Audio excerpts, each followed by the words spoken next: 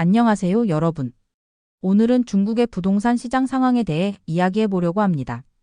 최근 중국 정부가 부동산 시장 안정화를 위해 다양한 정책을 내놓고 있지만 과연 이것으로 위기를 벗어날 수 있을까요? 오늘은 중국 부동산 시장의 현재 상황과 앞으로의 전망에 대해 자세히 살펴보도록 하겠습니다. 먼저 최근 발표된 통계를 보면 중국 정부의 노력이 어느 정도 효과를 보고 있는 것처럼 보입니다. 국가통계국 자료에 따르면 2024년 12월 중국의 70개 주요 도시 신규 주택 가격이 18개월 만에 처음으로 하락세를 멈췄다고 합니다. 이는 정부가 부동산 시장 안정화를 위해 여러 차례 부양책을 내놓은 결과로 보이는데요. 하지만 여러분, 이런 통계만 보고 안심하기에는 아직 이른 것 같습니다. 왜 그럴까요? 첫째, 부동산 투자는 여전히 감소세를 보이고 있습니다. 2024년 한 해 동안 중국의 부동산 투자는 전년 대비 10.6% 감소했습니다. 이는 2023년의 9.6% 감소보다 더 큰 폭의 하락이에요. 투자가 줄어든다는 건 결국 새로운 주택 공급이 줄어든다는 뜻이고, 이는 장기적으로 시장에 좋지 않은 영향을 미칠 수 있습니다. 둘째, 주택 판매도 여전히 부진합니다. 2024년 주택 판매액은 전년 대비 17.6% 감소했어요. 이는 2023년의 6.0% 감소보다 훨씬 큰 폭이죠. 사람들이 집을 사지 않는다는 건 그만큼 시장에 대한 신뢰가 떨어졌다는 뜻입니다. 셋째, 건설 착공도 큰 폭으로 줄었습니다. 2024년 신규 건설 착공은 전년 대비 23.0% 감소했어요. 이는 2023년의 20.4% 감소보다 더 심각한 수준입니다. 건설이 줄어든다는 건 앞으로 공급될 주택이 더 적어진다는 뜻이고, 이는 장기적으로 주택가격 상승 압력으로 작용할 수 있습니다. 이런 상황을 보면 중국 정부의 노력에도 불구하고 부동산 시장의 근본적인 문제는 여전히 해결되지 않은 것 같아요. 그렇다면 왜 이런 상황이 계속되고 있을까요? 가장 큰 이유는 바로 중국 젊은 세대의 주택 구매 의욕 감소입니다. 2010년부터 2020년 사이 25세에서 34세 사이의 중국 성인 중 주택을 소유한 비율이 70%에서 50%로 떨어졌다고 해요. 특히 대도시에서는 이 연령대의 30%가 임대주택에 살고 있습니다. 왜 젊은이들이 집을 사지 않을까요? 첫째, 집값이 너무 비싸기 때문입니다. 선전 같은 도시에서는 평균 주택 가격이 연간 중위 소득의 43배나 된다고 해요. 런던이나 뉴욕 같은 도시에서 이 비율이 15-20배 정도인 것을 생각하면 얼마나 심각한 상황인지 알 수 있죠. 둘째, 부동산 개발 업체들의 연이은 파산 소식 때문입니다. 2021년 에버그란데 그룹의 파산은 중국 부동산 시장의 취약성을 여실히 보여줬죠. 3천억 달러에 달하는 부채, 미완성된 건설 프로젝트, 집은 없는데 대출만 남은 주택 구매자들. 이런 상황을 보면서 많은 젊은이들이 주택 구매에 대해 회의적인 시각을 갖게 된 거예요. 셋째, 정부의 대응이 미흡하다는 인식 때문입니다. 선불로 구매했지만 완공되지 않은 주택들, 물과 전기도 들어오지 않는 반쪽짜리 집들.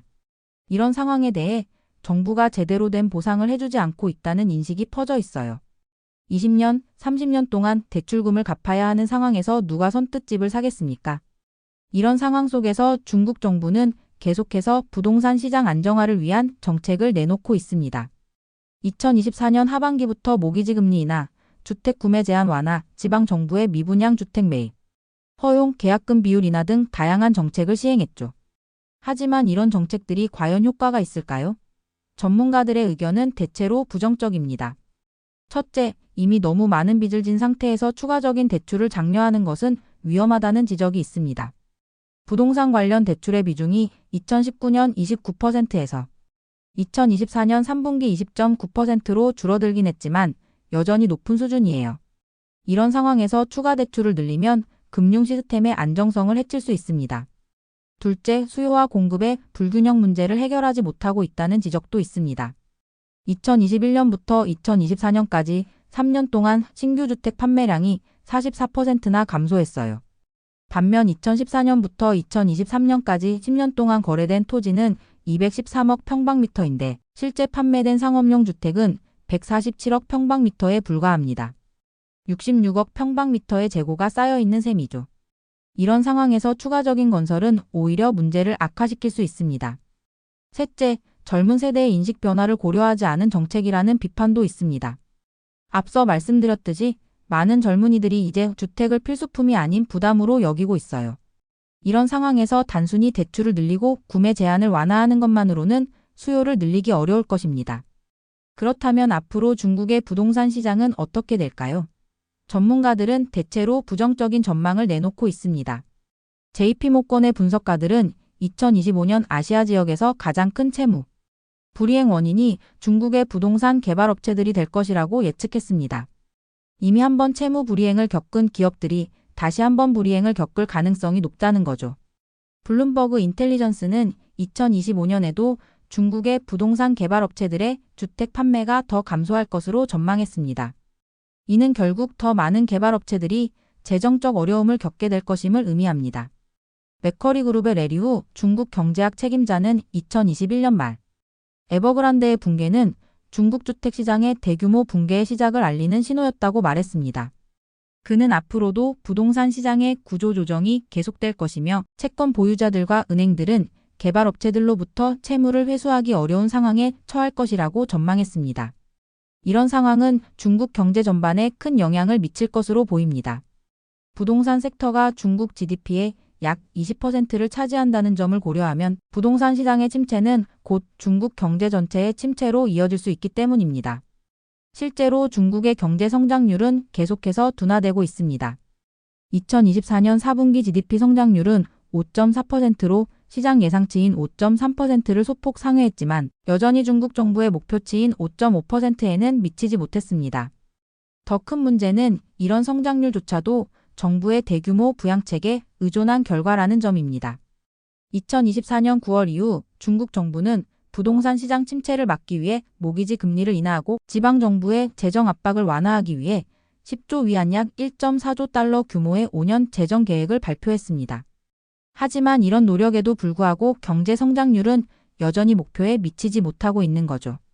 이런 상황에서 중국 정부는 계속해서 적극적인 재정 정책과 완화적인 통화 정책을 펼치겠다고 밝혔습니다. 하지만 전문가들은 이런 정책의 효과가 나타나기까지는 시간이 더 필요할 것이라고 보고 있습니다. 더군다나 부동산 시장의 침체와 미래소득에 대한 불확실성은 소비자 지출과 기업 신뢰도에 악영향을 미치고 있어요. 이는 디플레이션에 대한 우려로 이어지고 있습니다.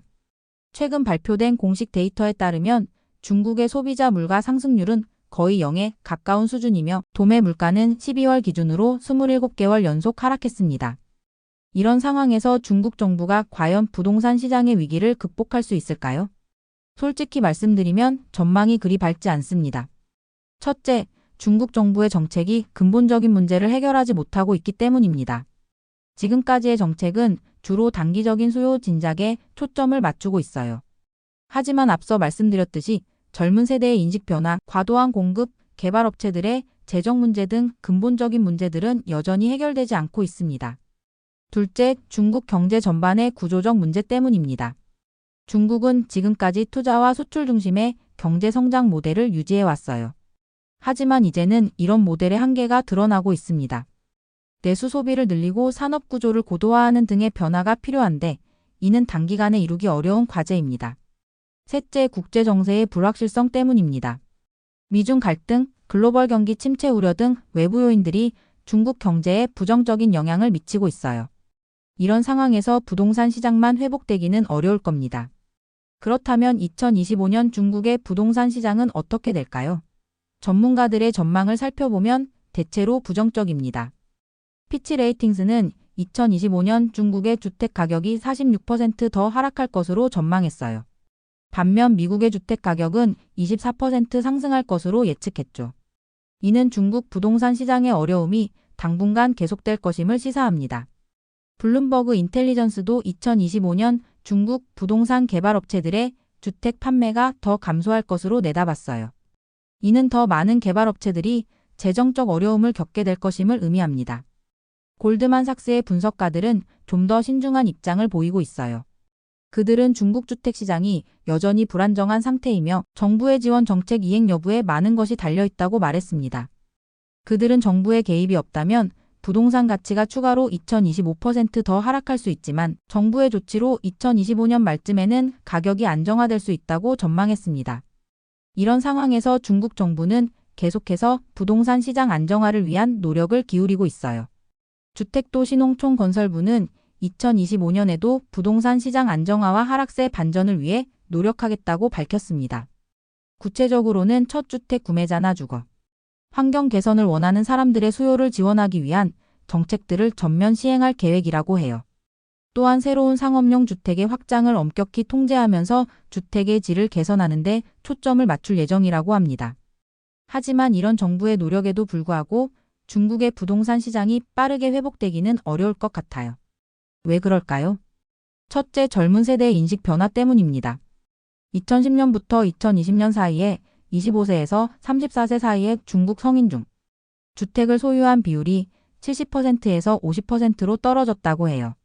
특히 대도시에서는 이 연령대의 30%가 임대주택에 살고 있습니다.